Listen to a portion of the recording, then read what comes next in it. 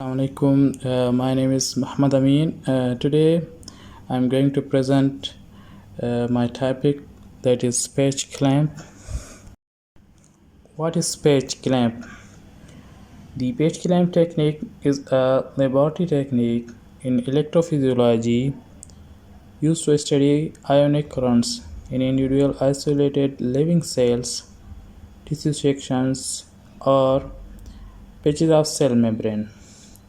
The technique is especially useful in studying of excitable cells, for example, neurons, cardiomyocytes, muscle fibers, and pancreatic cells. This technique also used for bacterial ion channels, especially in spheroplasts. Patch clamp can be performed using the voltage clamp technique. In this case, the voltage across the cell membrane is controlled by the experimenter and the resulting currents are recorded.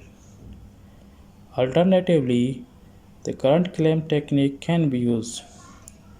In this case, the current passing across the membrane is controlled by the experimenter and the resulting change in the voltage are recorded, generally in the form of action potentials. Who invented patch clamp technique? Erwin Hare and Bert Sakmann developed the patch clamp in the late 1970s and early 1980s. This discovery made it possible to record the currents of single ion channel molecules for the first time, which improved the understanding of the involvement of channels in fundamental cell processes such as action potentials and nerve activity. Neher and Sakmann received the Nobel Prize in Physiology and Medicine in 1991 for this work. What should be the setup for patch clamp?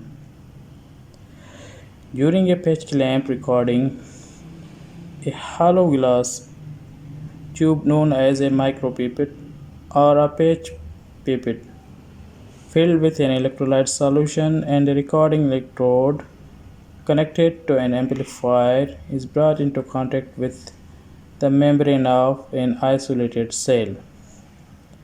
Another electrode is placed in a bar surrounding the cell or tissue as a reference ground electrode.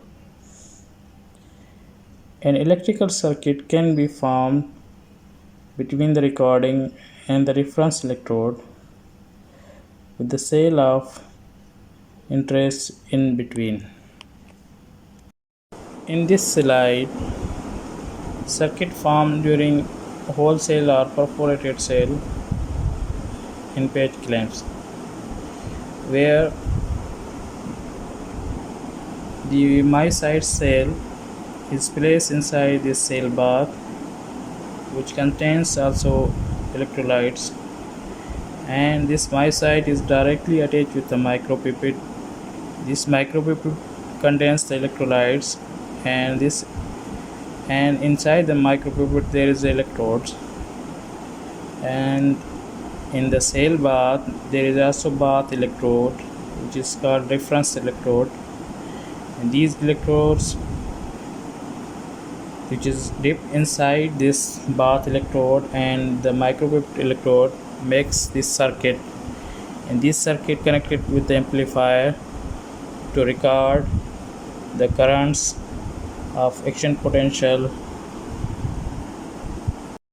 In further elaboration of patch clamp setup, the solution filling the patch pipette might match the ionic composition of the bath solution, as in the case of cell attached recording, or match the cytoplasm for whole cell recording.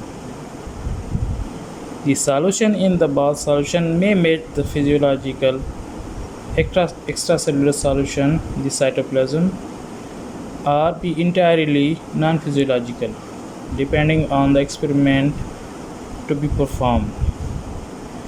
The researcher can also change the content of bath solution or less commonly the pipette solution by adding ionic or drugs to study the ion channels under different conditions. Experiments. The micropipette tip is heated in a microphage to produce a smooth surface that assists in the forming a high resistance seal with the cell membrane. To obtain this high resistance seal, the micropipette is pressed against a cell membrane and suction is applied. A portion of the cell membrane is suctioned into the pipette, created an omega shaped area of membrane. If formed properly, creates a resistance in the 10 to 100 gigaohms range called gigaohm seal. A giga seal, the high resistance of this seal makes it possible to isolate electronically the currents measured across the membrane patch with little competing noise, as well as providing some mechanical stability to the recording. This diagram shows how to make a micropipette by micropipette pulling device. Let's have a look on this micropipette pulling device's different parts. As it is mentioned in diagram, this B indicates the blocker.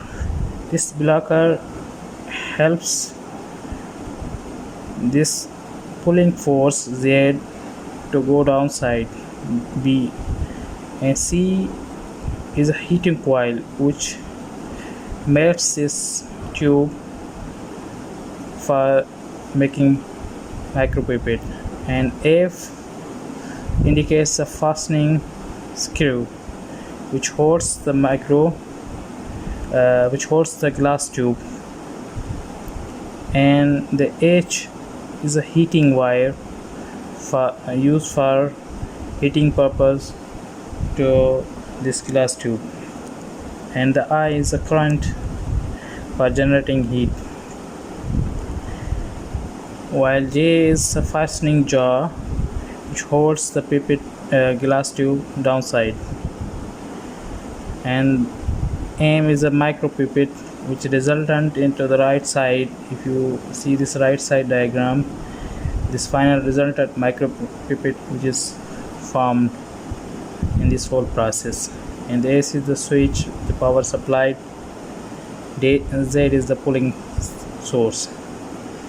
The sequence for this making micropipette, there is three, like fastening this glass tube, the second is the applied heat, and the third is the pulling force applied from downside and downside to make this micropipette as it is indicated in the right diagram.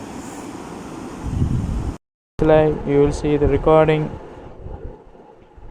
of patch clamp method as it is mentioned in this amplifier, which is attached with the electrolytes of pipette and the bath electrodes and the innovative microscope.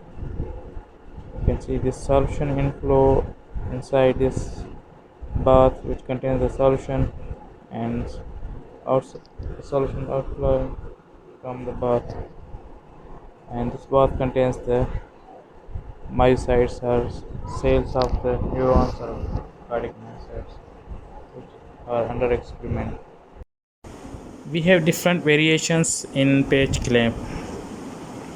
For example, cell attached patch, inside out patch, whole cell recording or whole cell patch, outside out patch,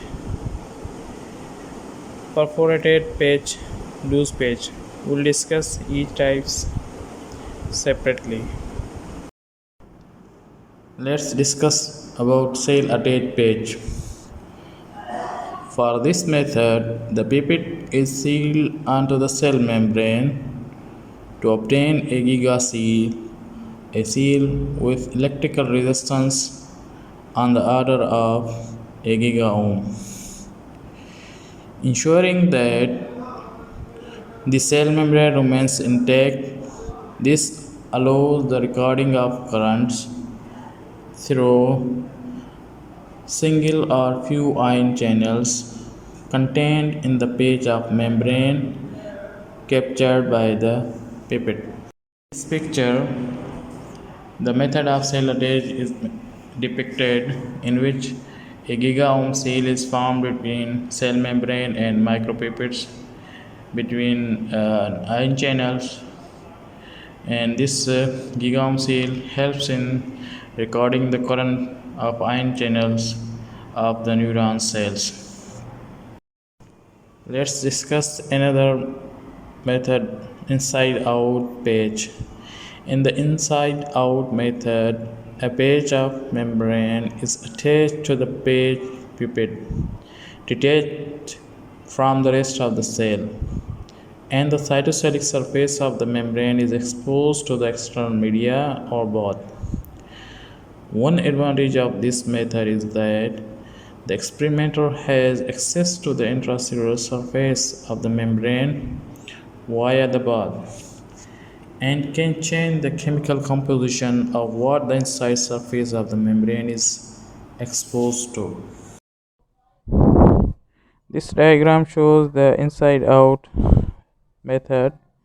To achieve the inside out configuration, as in the previous slide discussed, the pipette is attached to the cell membrane as in the cell attach mode, forming a gigaside, and this gigaseed pulled off to break off a page of membrane from the rest of the cell. Pulling off a membrane page often results initially in the formation of a sac-like structure or vesicle of membrane in the pipette tip, because the ends of the page membrane fuse together quickly after excision. Another method is wholesale recording or wholesale page. Wholesale recordings involve recording currents through multiple channels simultaneously over a large region of the cell membrane.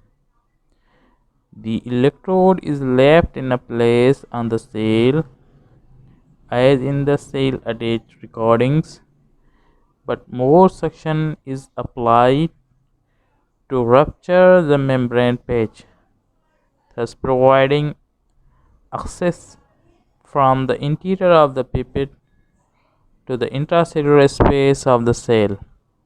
This provides a means to administer and study how treatment drugs can affect the cells in the real time. In wholesale page configuration, once the pipette is attached to the cell membrane, there are two methods of breaking the page. The first is by applying more suction. The amount and duration of this suction depends on the type of cell and size of the pipette. The other method requires a large current pulse to be sent through pipette. How much current is applied and duration of the pulse also depends on the type of the cell. For some types of the cell, it is convenient to apply both methods simultaneously to break the page.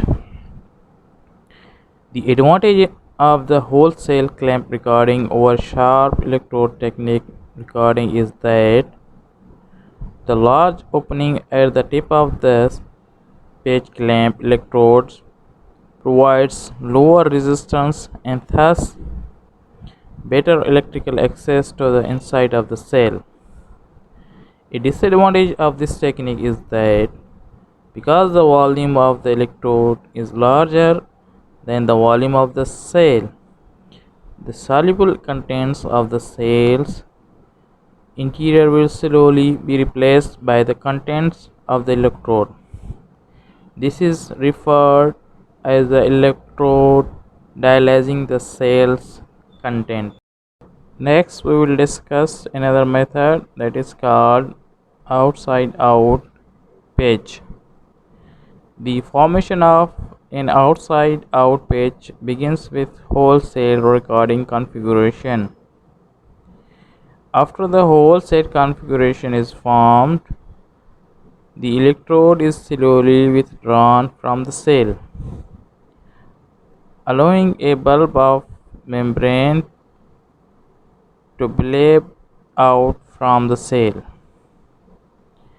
When the electrode is pulled far enough away, this bleb will detach from the cell and reform a convex membrane on the end of the electrode like ball open at the electrode tip, with the original outside of the membrane facing outward from the electrode as it is mentioned in the next slide diagram.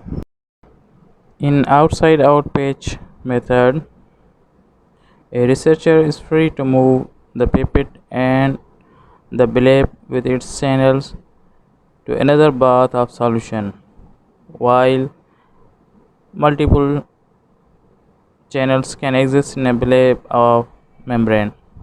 A single channel recordings are also possible in this conformation if the bleb of the detached membrane is small and only contains one channel.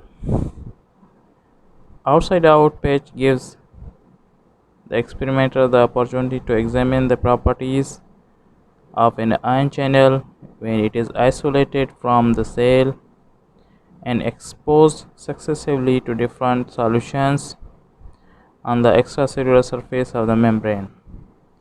The experimenter can perfuse the same patch with variety of solutions in relatively short amount of time, and if the channel is activated by the neurotransmitter or drug from the extracellular phase, a dose response curve can be obtained. Another method that is perforated patch. This variation of the patch method is very similar to the whole cell configuration. The main difference lies in the fact that when the experimenter forms the giga-ohm seal, suction is not used to rupture the patch membrane. The electrode solution contains small amount of an antifungal or antibiotic agent such as amphotericin B, nystatin, or gramicidin, which diffuses into the membrane patch and forms small pores in the membrane, providing electrical access to the cell interior. When comparing the whole cell and perforated patch method, one can think of the whole cell patch as an open door in which there is a complete exchange between molecules in the pipette solution and the cytoplasm, while in the perforated patch can be likened to a screen door. It only allows the exchange of certain molecules from the pipette solution to the cytoplasm of the cell as it is depicted in the diagram of next slide. Method we will discuss, that is loose patch. A loose patch clamp is different from the other techniques discussed here in that it employs a loose seal, low electrical resistance rather than the tight giga seal used the conventional technique. For the loose patch technique, the pipette does not get close enough to the membrane to form a gigaseal or a permanent connection, nor to pierce the cell membrane. The cell membrane stays intact, and the lack of a tight seal creates a small gap through which ions can pass outside the cell without entering the pipette. As we discussed previous slide in loose patch, you can see in the diagram there is no tight seal between patch and pipette and cell membrane. There is a gap in between pipette and this cell membrane, and you can see clearly as it is defined in previous slide.